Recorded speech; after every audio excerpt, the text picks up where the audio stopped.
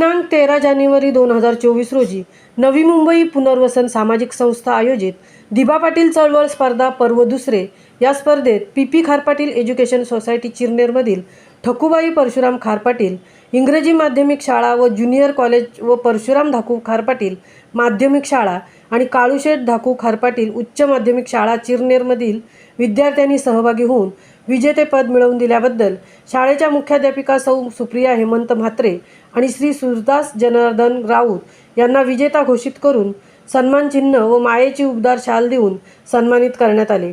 याबद्दल शाळेचे अध्यक्ष पी खारपाटील आणि उपाध्यक्ष राजाशेठ खारपाटील यांनी त्यांचे अभिनंदन केले। महामुंबईसह मिलिंद खारपाटील, चिरनेर।